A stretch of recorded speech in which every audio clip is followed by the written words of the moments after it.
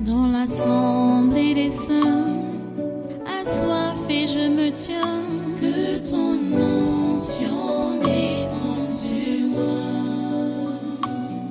Conscient que mon destin est dans le creux de ta main, que ton onction descende sur moi. Je suis disposé, assoiffé, que ton onction descende sur moi. Je suis disposé, assoiffé,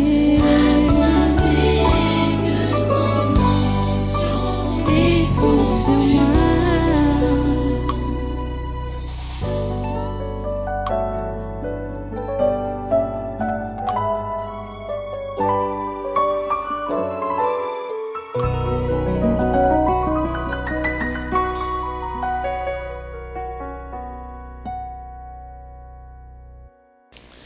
Alléluia.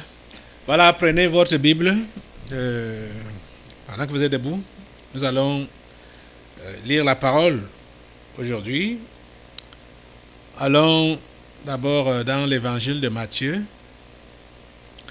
Allons dans l'évangile de Matthieu, chapitre 24. À partir du verset 37. Matthieu 24 à partir du verset 37. Les amis, je vais vous interpeller, ou le Seigneur vous interpelle, à la vigilance. Même comme certains ne veulent pas comprendre qu'il faut se relever. Le Seigneur insiste que vous puissiez vous relever. On ne tombe pas pour rester couché. Si tu tombes, relève-toi. Nous sommes en train de vivre les temps derniers, les temps de la fin. Et ce n'est pas en ce temps-ci qu'il faut être distrait. Soyez vigilants. Et faites ce que vous êtes appelés à faire. Sauvez les âmes. Personne ne sait ni le jour ni l'heure.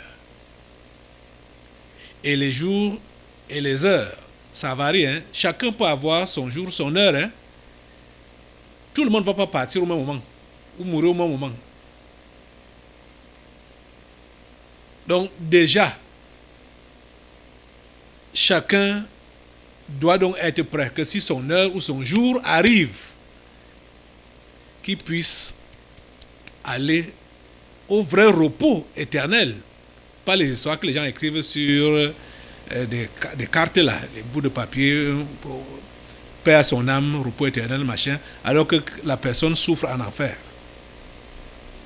Matthieu chapitre 24, à partir du verset 37. Jésus dit, c'est Jésus qui enseigne et qui exhorte à la vigilance. Il dit au verset 37, à partir du verset 37, ce qui arriva du temps de Noé arrivera de même à l'avènement du Fils de l'homme. Car dans les jours qui précédèrent le déluge, les hommes mangeaient et buvaient, se mariaient et mariaient leurs enfants, jusqu'au jour où Noé entra dans l'arche. Et ils ne se doutèrent de rien, jusqu'à ce que le déluge vint et les emporta tous. Il en sera de même à l'avènement du Fils de l'homme. Alors de deux hommes qui seront dans un champ, l'un sera pris et l'autre laissé. De deux femmes qui moudront à la meule, l'une sera prise et l'autre laissée. Veillez donc, puisque vous ne savez pas quel jour votre Seigneur viendra. Sachez-le bien, si le maître de la maison savait à quelle veille de la nuit le voleur doit venir, il veillerait et ne laisserait pas percer sa maison. C'est pourquoi vous aussi tenez-vous prêts, car le Fils de l'homme viendra à l'heure où vous n'y penserez pas. Vous comprenez? Nous allons prier le Seigneur. avant de passer aux commentaires, aux explications. Dieu Tout-Puissant, nous te remercions pour ta parole de ce jour. Nous te prions que tu puisses disposer nos cœurs à la recevoir et que tu donnes l'intelligence de pouvoir l'appliquer. Ô Dieu, s'il te plaît, accomplis ta volonté dans nos vies en ce jour, par ta parole. Nous sommes là, disposés pour toi. S'il te plaît, que ta volonté soit faite dans nos vies comme au ciel. Au nom puissant de Jésus, j'ai prié. Amen. Asseyez-vous, prenez place dans sa sainte présence. Et voilà le texte qu'on a lu pendant 2 séminaires déjà. Jérémie chapitre 8. Dieu nous a interpellés en disant que Jérémie chapitre 8, le verset 10 qui dit « C'est pourquoi je donnerai leurs femmes à d'autres et leurs champs à ceux qui les déposséderont, car depuis le plus petit jusqu'au plus grand, tous sont avides de gain. Depuis le prophète jusqu'au sacrificateur, tous usent de tromperie. » Vous voyez, Dieu interpelle ses enfants au changement, au relèvement, à l'engagement. Mais tous sont avides de gain. Et Jésus, ici dans Matthieu 24, dit que ce qui arriva au temps de Noé arrivera également au temps de son avènement. Pourquoi? Parce que au temps de Noé, les gens étaient avides de gain. Qu'est-ce que les gens faisaient? Car les jours qui précédaient le déluge, les hommes mangeaient et buvaient, se mariaient et mariaient leurs enfants, jusqu'au jour où Noé entra dans l'arche. Ça, c'est la vie mondaine. Manger et boire, festoyer, c'est la vie mondaine. Ça m'étonne que toi, enfant de Dieu, tu sois seulement attiré par ce genre de vie. Vous savez, ce qu'on appelle fête là, je n'aime pas ça. Je n'aime pas ce qu'on appelle, je n'aime pas les cérémonies, les fêtes, machin, tout ça là. Ça distrait, ça égare. Je vous assure. Jésus dit, car les jours qui précédèrent le déluge, les hommes mangeaient et buvaient, se mariaient et mariaient leurs enfants jusqu'au jour où Noé entra dans l'arche. Ils ne se doutaient de rien jusqu'à ce que le déluge vint et les emporta tous. Il en sera de même à l'avènement du Fils de l'homme. Les amis, la vie mondaine, manger et boire, ce n'est pas bien. Et c'est à cela que vous aspirez. C'est à cela que vous rêvez. Et vous avez écouté le faux évangile qui vous a fait comprendre que quand vous allez croire en Jésus, votre vie va changer. Changer dans quel sens? Dans le sens que vous allez manger et boire comme vous voulez. Vous allez vous marier. Vous aurez des enfants. Vous aurez de belles maisons, de jolies voitures et tout ça là. C'est le faux évangile là que vous avez entendu. Et c'est ça que vous voulez voir s'accomplir dans votre vie. C'est la vie mondaine. Ça m'étonne que vous soyez toujours attiré par ce genre de vie-là. Mon Dieu. Aïe. Seigneur, ta grâce. Peut-être il faut qu'on lise encore les paroles de Jésus, toujours dans un autre évangile, dans le même sens toujours, évangile de Luc maintenant là, évangile de Luc, au chapitre 17, évangile de Luc chapitre 17. Oh Seigneur, ta grâce et ta miséricorde. Évangile de Luc chapitre 17, à partir du verset 26. Jésus dit, « Ce qui arriva au temps de Noé arrivera de même au jour du Fils de l'homme. Jésus dit que ce sera pareil. Ce qui arriva au temps de Noé arrivera de même au jour du Fils de l'homme. Ce sera pareil. Ce qui est arrivé au temps de Noé, ce sera pareil au jour du Fils de l'homme. Verset 27 de Luc 17 dit, « Les hommes mangeaient, buvaient, se mariaient et mariaient leurs enfants jusqu'au jour où Noé entra dans l'arche. Le déluge vint et les fit tous périr. » Verset 28. Ce qui arriva du temps de Lot arrivera pareillement. Les hommes mangeaient, buvaient, achetaient, vendaient, plantaient, bâtissaient. Mais le jour où Lot sortit de Sodome, une pluie de feu et de soufre tomba du ciel et les fit tous périr. Il en sera de même le jour où le Fils de l'homme paraîtra. En ce jour-là, que celui qui sera sur le toit et qui aura ses effets dans la maison ne descende pas pour les prendre, et que celui qui sera dans les champs ne retourne pas non plus en arrière. Souvenez-vous de la femme de Lot. Celui qui cherchera à sauver sa vie la perdra, et celui qui la perdra la retrouvera. Je vous le dis, en cette nuit-là, de deux personnes qui seront dans un même lit, l'une sera prise et l'autre laissée. De deux femmes qui mourront ensemble, l'une sera prise et l'autre laissée. De deux hommes qui seront dans un champ, l'un sera pris et l'autre laissé. Les disciples lui dirent, « Où sera-ce, Seigneur ?» Et il répondit, « Où sera le corps, là s'assembleront les aigles. » Vous voyez, Jésus nous réitère que nous ne devons pas avoir le comportement des mondains. Pour vous, la vie, c'est ici et maintenant. Manger et boire, se réjouir. Donc, faire la vie, faire la fête. Rappelez-vous de cet homme riche à l'époque de Lazare. Qu'est-ce que le monsieur faisait? Le monsieur était dans la fête tous les jours. Pendant ce temps, Lazare était dans la souffrance tous les jours. Et le riche n'avait pas le temps de Lazare. Lazare, pour lui, qui prétendait, qui croyait en Dieu. Pour le riche, Lazare prétendait qu'il croyait en Dieu.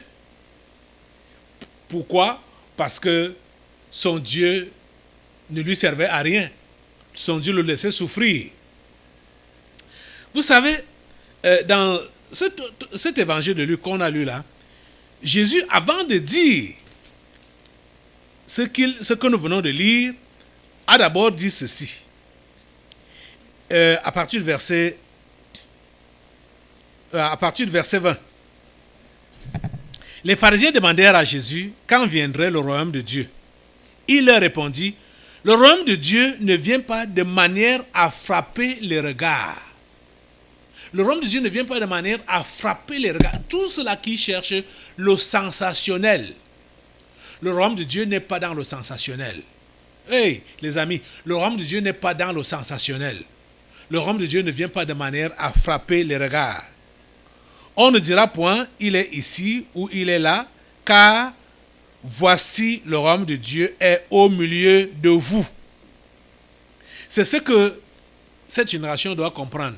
C'est ce que ce peuple doit comprendre. C'est ce que vous devez comprendre. Que le royaume de Dieu est au milieu de vous. Le royaume de Dieu ne vient pas de manière à frapper les regards. Méprisez. Moquez-vous. Oui, les gens se moquent, les gens méprisent. Mais toi, en qui l'Esprit de Dieu réside, tu peux savoir, et tu sais en quel temps nous sommes. Le royaume de Dieu est là. Ce que nous voyons, oh les amis, vous ne pouvez pas savoir combien vous êtes privilégiés ici, au tabernacle de la liberté. Ce que nous voyons n'est pas vu ailleurs. Et c'est caché dans ce petit endroit, dans la vallée de Jouvence ici, là. Parce que le royaume de Dieu ne vient pas de manière à frapper les regards. C'est pourquoi je suis étonné de voir que vous continuez à être attirés par la mondanité. et que vous continuez à avoir des tiraillements entre vous, à être, mon Dieu, distrait par du n'importe quoi, des futilités. Mais qu'est-ce qui vous arrive? Qu'est-ce qui vous arrive? Pourquoi est-ce que vous ne discernez pas le temps dans lequel nous sommes? Pourquoi vous ne voyez pas que c'est le temps de la fin que nous vivons en réalité? C'est le temps de la fin. C'est le temps de la fin. Le royaume de Dieu ne vient pas de manière à frapper les regards. Ne pensez pas que... Oh mon Dieu. Et les signes que Jésus a prédit, ces signes-là, nous les voyons même. Mais on néglige. On voit les signes, mais on néglige.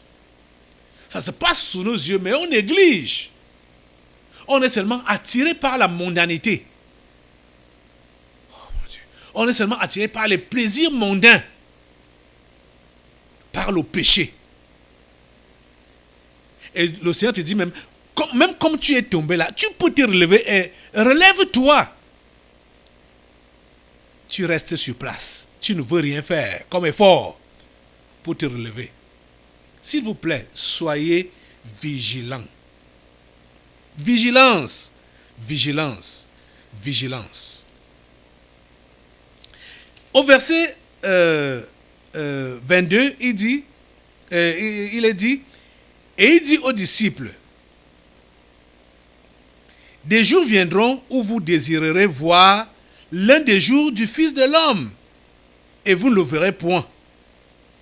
On vous dira, il est ici, il est là, n'y allez pas, ne courez pas après, car comme l'éclair resplendit et brille d'une extrémité du ciel à l'autre, ainsi sera le Fils de l'homme en son jour. Verset 25. Mais il faut auparavant qu'il souffre beaucoup et qu'il soit rejeté par cette génération. Vous voyez, ça c'est ce qui le concernait.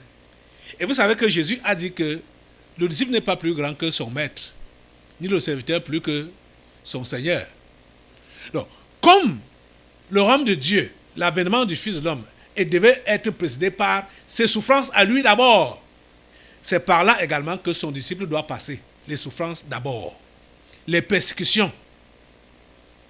Vous comprenez? C'est par là d'abord qu'il faut passer. Et c'est là donc qu'il continue en disant qu'au verset 26, ce qui arriva du temps de Noé arrivera de même au jour du Fils de l'homme. Les hommes mangeaient, buvaient, se mariaient et mariaient leurs enfants jusqu'au jour où Noé entra dans l'arche. Le déluge vint et les fit tous périr. Verset 28. Ce qui arriva du temps de Lot arrivera pareillement. Les jours arrivera pareillement. Les hommes mangeaient, buvaient, achetaient, vendaient, plantaient, bâtissaient. Mais le jour où Lot sortit de Sodome, une pluie de feu et de soufre tomba du ciel et les fit tous périr. Soyez vigilants. Les amis, ne continuez pas à suivre les mondains. Ne continuez pas à aspirer à la mondanité.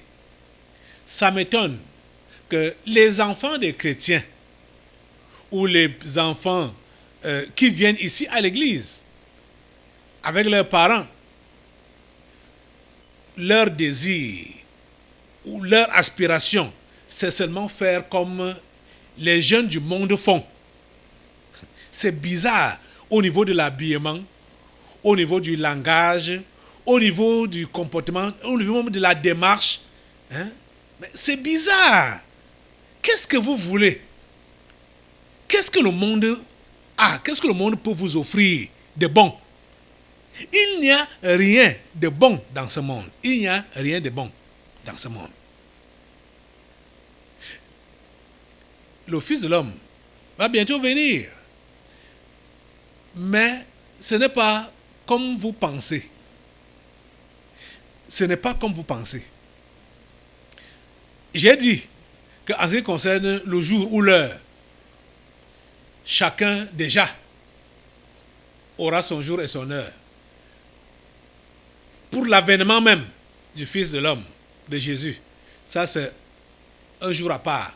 Mais nous tous, nous n'allons pas vivre jusqu'à soit 100 ans ou 200 ans ou 1000 ans. On ne sait pas quand ça va venir. Hein? C'est pourquoi, au jour le jour, on doit vivre comme si c'était notre dernier jour.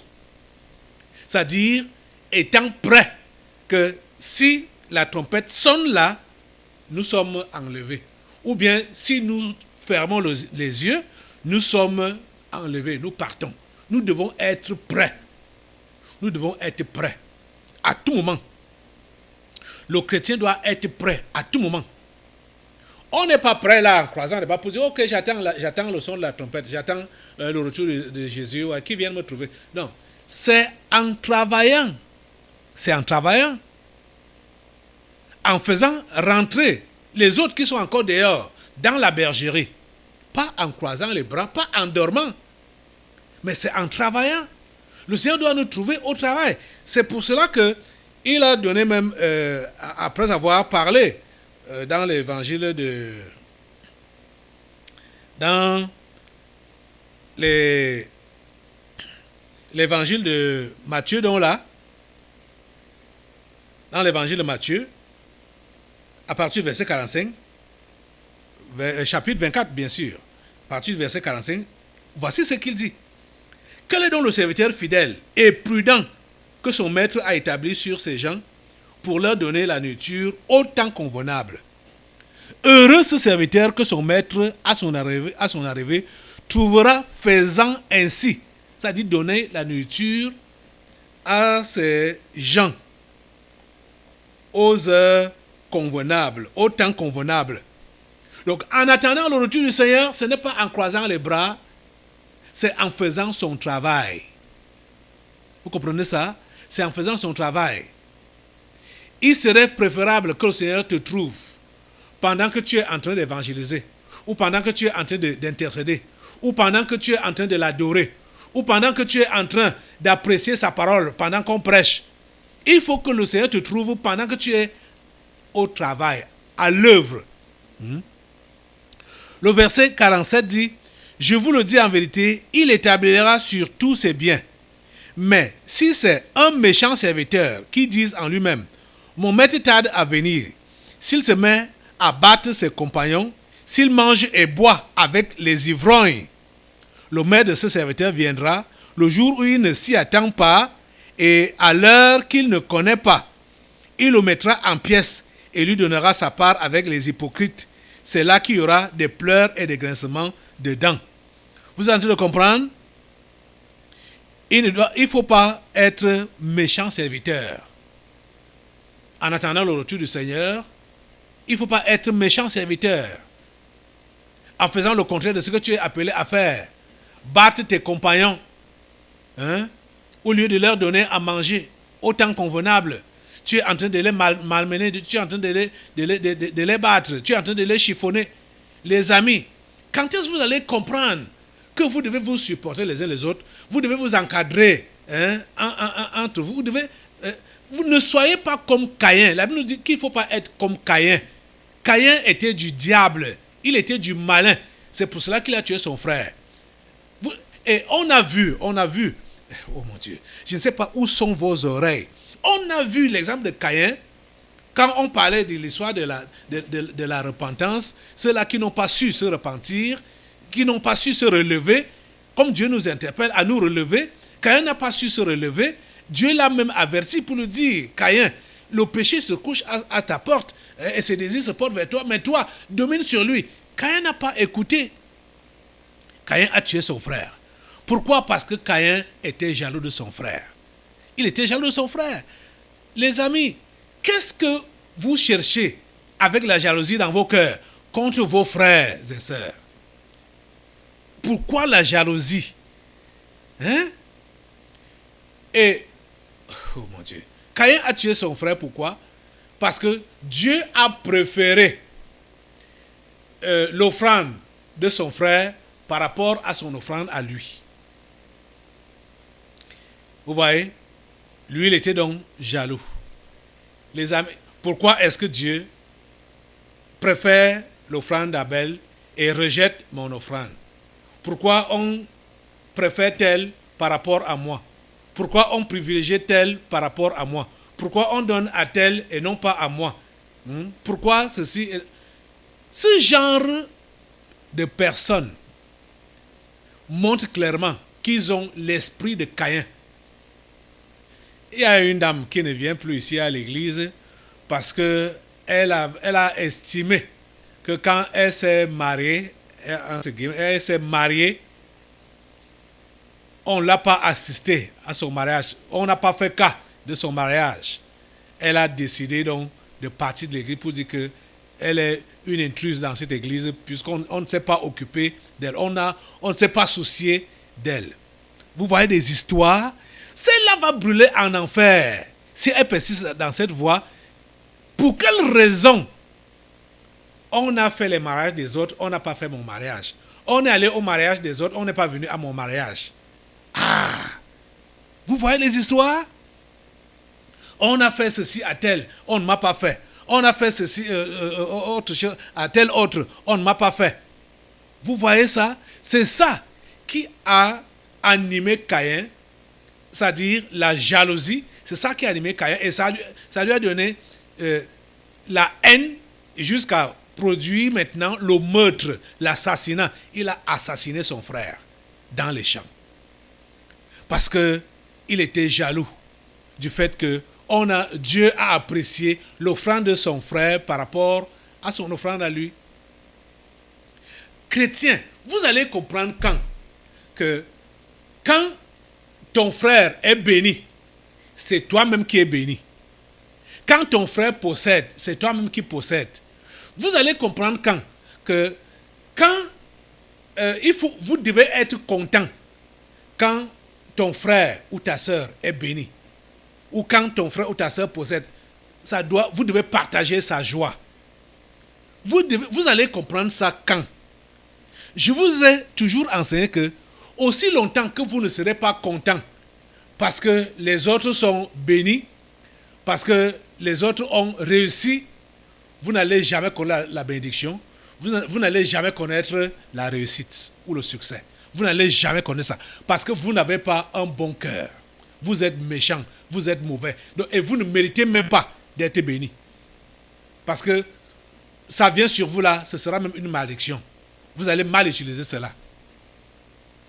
Soyez content quand votre frère est béni, quand votre soeur est bénie. Soyez content quand les autres sont bénis. Oh mon Dieu. Quand est-ce que vous allez comprendre le phénomène qui s'est passé avec Moïse au désert, avec les enfants d'Israël, dans l'histoire de la manne et des cailles qui tombaient du ciel? Dieu a donné une instruction. Il a dit qu'on ne doit pas... il a donné des mesures qu'il fallait, la quantité qu'il fallait pour chaque maison. Selon les têtes qui étaient dans la maison là, il y avait des mesures, des quantités bien données par Dieu, des quantités fixées par Dieu. Mais la Bible nous dit que ceux qui étaient très gourmands, très avares, ils partaient, ils ramassaient. La maison n'a que 4 personnes. Ils ramassent même pour 10 personnes. Et tandis que d'autres qui étaient très modestes, réservés, ils sont même 10 comme ça là, ils ramassent seulement pour 4 personnes.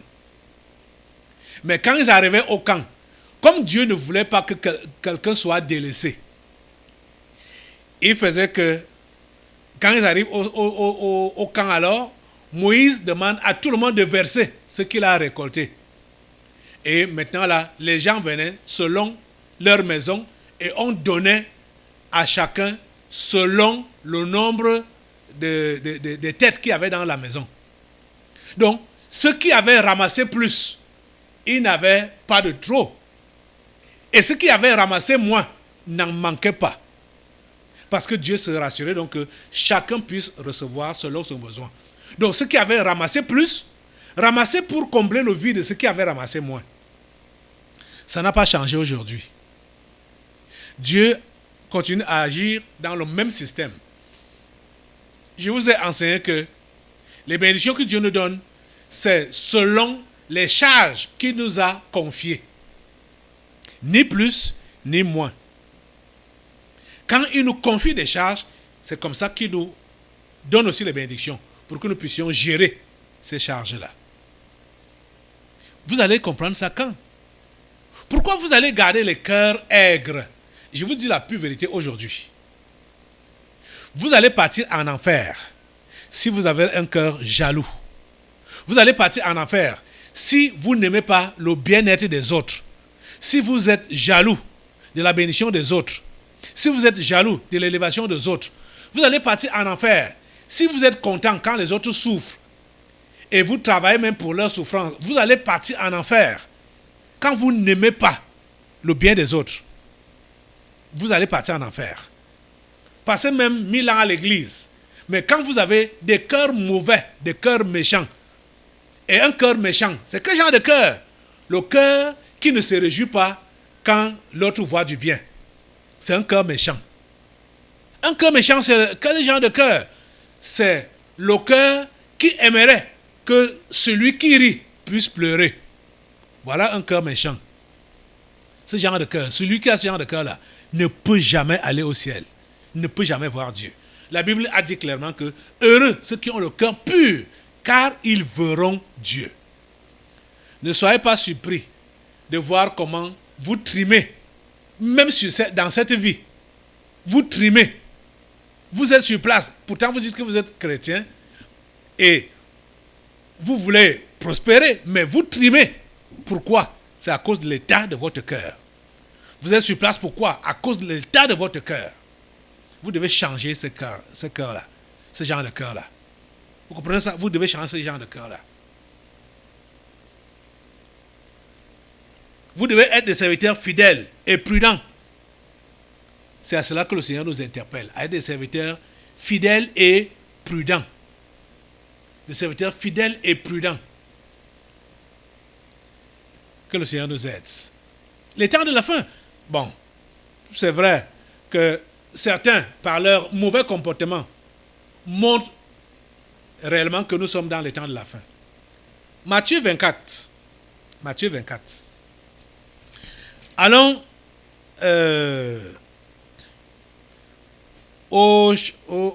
allons vers le début. Matthieu 24, verset 5.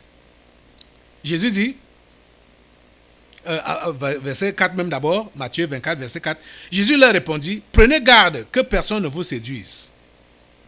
Car plusieurs viendront sous mon nom disant, c'est moi qui suis le Christ. Et ils séduiront beaucoup de gens. Verset 6. Vous entendrez parler de guerre et de bruit de guerre. Gardez-vous d'être troublés, car il faut que ces choses arrivent. Mais ce ne sera pas encore la fin. Vous voyez? Est-ce que vous n'entendez pas ces choses? Les guerres, les bruits de guerre. On vient de prier pour le Soudan tout à l'heure. Qui connaît la guerre civile depuis le 15 avril? Ils ne veulent plus arrêter. Et l'un des bandits dit qu'il a des provisions jusqu'à 2 ans, qu'il peut encore combattre pendant 2 ans. Verset 7. Une nation s'élèvera contre une nation et un royaume contre un royaume. Et il y aura en divers lieux des famines et des tremblements de terre. Tout cela ne sera que le commencement des douleurs. Alors on vous livrera au tourment et l'on vous fera mourir. Et vous serez haïs de toutes les nations à cause de mon nom. Vous avez suivi que Jésus a dit dans l'évangile de Luc que lui-même, il faut qu'il souffre avant son avènement. Et maintenant, comme je disais que le serviteur n'est pas plus grand que son Seigneur, ni le disciple plus que son maître. Donc, voilà qu'il nous avise que nous devons passer par la souffrance. Alors, on vous livrera au tourment et l'on vous fera mourir. Et vous serez haïs de toutes les nations à cause de mon nom. Alors, plusieurs succomberont et ils se trahiront, se haïront les uns les autres. Plusieurs faux prophètes s'élèveront et ils séduiront beaucoup de gens. Verset 12. Et parce que l'iniquité se sera accrue, la charité du plus grand nombre se refroidira. Vous comprenez? Parce que l'iniquité se sera accrue, la charité du plus grand nombre se refroidira. Donc, on comprend pourquoi certains sont devenus froids. C'est parce que l'iniquité s'est accrue. Et malheureusement, ils sont, par leur froideur et leur mauvais état de cœur, un signe des temps de la fin. Ça fait partie des signes des temps de la fin. Le mauvais état de cœur, la haine dans les cœurs, la noirceur des cœurs, ça fait partie des signes des temps de la fin. Parce que l'iniquité s'est accrue. Le péché s'est accru. Le péché est beaucoup. C'est la raison pour laquelle l'amour de plusieurs s'est refroidi. Ça m'étonne d'entendre ou d'être au courant des conflits qu'il y a parmi les frères. C'est bizarre. Pourquoi vous ne pouvez pas vous supporter les uns les autres? Pourquoi vous ne pouvez pas vous aimer les uns les autres? Pourquoi cela vous paraît dur? Pourquoi ne pas vous pardonner les uns les autres?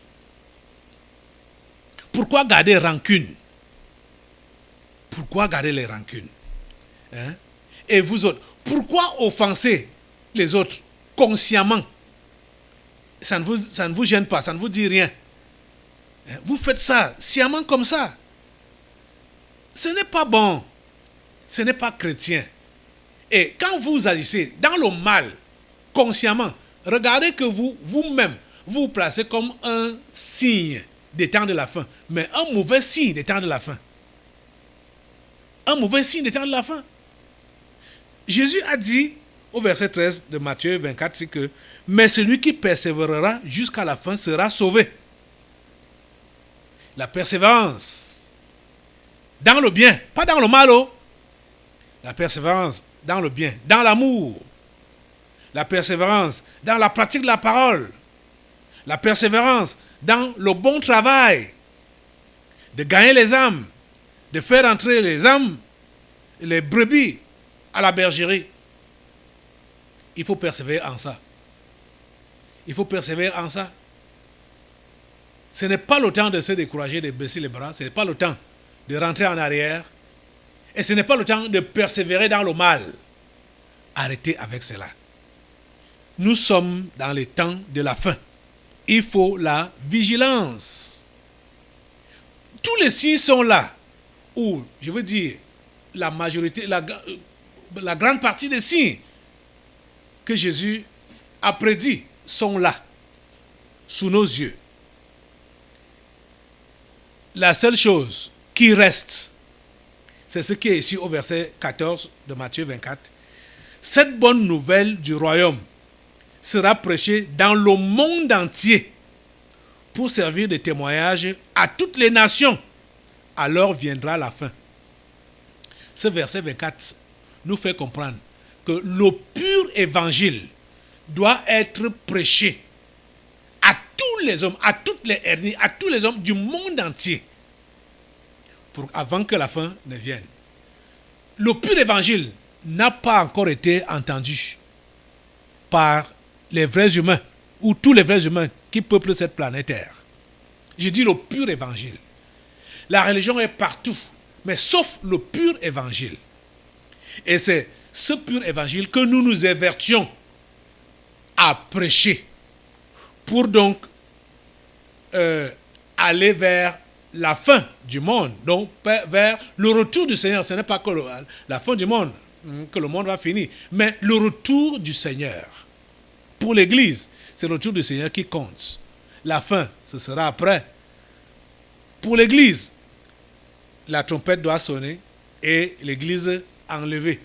Et pour que cela soit ainsi, il faut que cette bonne nouvelle du royaume soit prêchée dans le monde entier pour servir de témoignage à toutes les nations, c'est-à-dire toutes les ethnies, toutes les langues, toutes les tribus, tout le monde qui est humain doit entendre cette bonne nouvelle, le pur évangile. Vous voyez?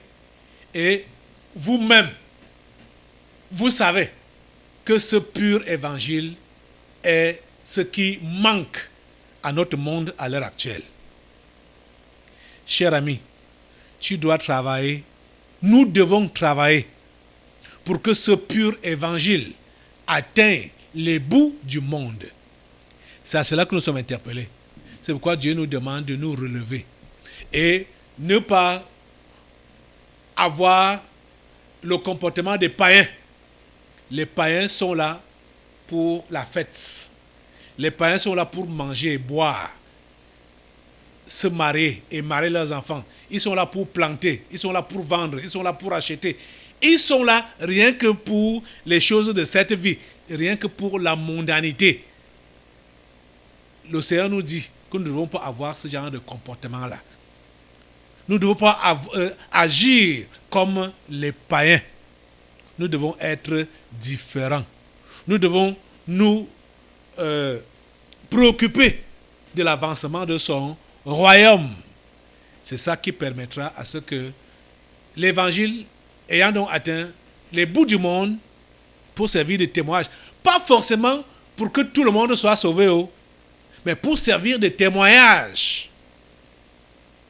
Pour servir de témoignage. Notez ça très bien.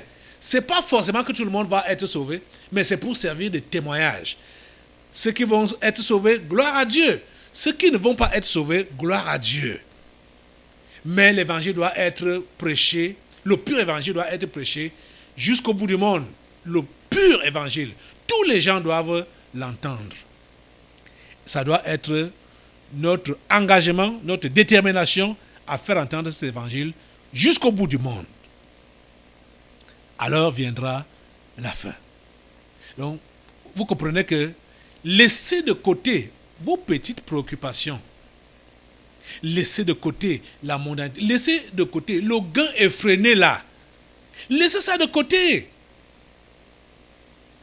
Levez-vous et travaillez pour le Seigneur. Faites rentrer la moisson. Faites entrer les brebis dans la bergerie. Lève-toi sur tes deux pieds maintenant et demande au Seigneur de changer ton cœur de mondanité. De ne pas être comme les gens à l'époque de Noé ou à l'époque de Lot. Noé a prêché pendant 100 ans. Personne n'a cru à son évangile. Personne n'a cru à son message. Personne. Jusqu'à ce que la pluie est tombée, le déluge est venu. Ils ont été tous noyés. Alors qu'ils ont entendu le message pendant 100 ans. Aucune conversion. Ils étaient seulement préoccupés par leur mondanité. Manger, boire. Se marier, marier leurs enfants. La vie, pour eux, c'était ça, la définition de la vie. Et c'est comme ça que toi aussi, tu commences à définir la vie. S'il te plaît, change aujourd'hui. S'il te plaît, Seigneur, change mon cœur. Donne à mon cœur d'être préoccupé par tes choses et non par les choses de ce monde. S'il te plaît, Seigneur, change-moi. Donne-moi ton cœur. Donne-moi ta nature. Donne-moi d'être fidèle. Et donne-moi de porter le message du pur évangile jusqu'au bout du monde. C'est ma prière au nom puissant de Jésus. Amen. Assois-toi. Nous allons maintenant passer aux délivrances prophétiques. Dans l'assemblée des saints, assoiffé je me tiens, que ton onction descende sur moi. Conscient que mon destin est dans le creux de ta main, que ton onction descende sur moi. Je suis disposé, assoiffé, que ton onction descende.